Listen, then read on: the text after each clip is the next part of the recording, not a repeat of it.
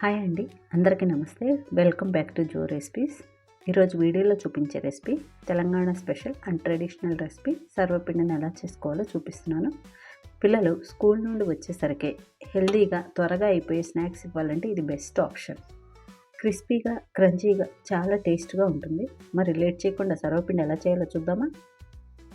ముందుగా మిక్సింగ్ బౌల్లోకి 2 కప్పుల బియ్యం పిండి తీసుకోండి. నేను మిల్లి పట్టించుకున్న బియ్యం పిండి వాడుతున్నాను. సూపర్ బజార్ నుండి తెచ్చిందైనా పర్వాలేదు. మిక్సీ జార్ తీసుకొని అందులో 6-7 పచ్చిమిరపకాయలు కారానికి తగ్గట్టుగా వేసుకోండి. ఇందులోకి 1 లేదా 2 టీ స్పూన్ల జీలకర్ర, కొంచెం అల్లం ముక్క వేసి బరకగా గ్రైండ్ చేసుకొని ఆ పేస్ట్ని ఈ రైస్ ఫ్లోర్లోకి యాడ్ చేసుకోండి. ఇప్పుడు రుచికి సరిపడా సాల్ట్ యాడ్ చేసుకొని నెక్స్ట్ ఇందులోకి 2 టేబుల్ స్పూన్లు దోరగా వేయించి పొట్టు తీసుకొని కొంచెం క్రష్ చేసుకున్న పల్లీలను వేసుకోండి. తర్వాత 2 టీ స్పూన్స్ నానబెట్టుకున్న శనగపప్పు, 1 టీ స్పూన్ నువ్వులు, సన్నగా తరిగిన కరివేపాకు, అలాగే సన్నగా కట్ చేసిన ఆనియన్స్ వేసుకోండి. నెక్స్ట్ ఇప్పుడు కొద్దిగా నీళ్లు పోసుకుంటూ పిండిని సెమీ సాఫ్ట్లా కలుపుకోవాలి.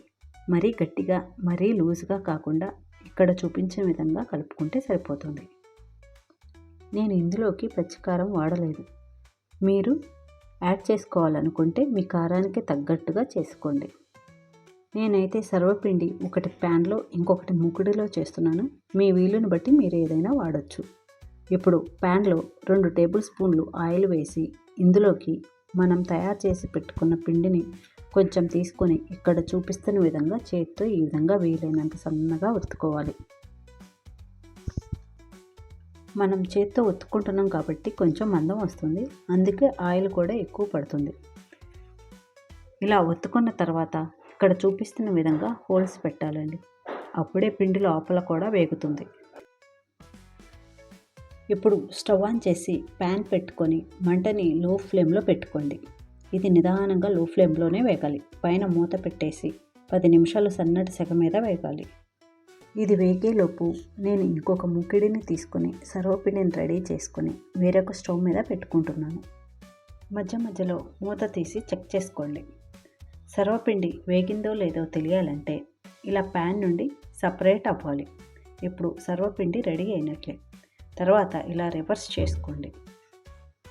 సర్వపిండి మరీ మందంగా ఒత్తుకుంటే పైన కొంచెం పచ్చిగా ఉంటుంది. అందుకని రివర్స్లో ఇలా తీసుకొని పొయ్యి మీద లైట్గా కాల్చుకోవాలి.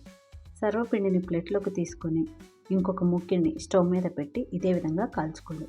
అంతే అండి, tasty and healthy Telangana special and traditional sarvapindi ready. ఈ వీడియో నచ్చినట్టయితే ప్లీజ్ సబ్స్క్రైబ్. Thank you.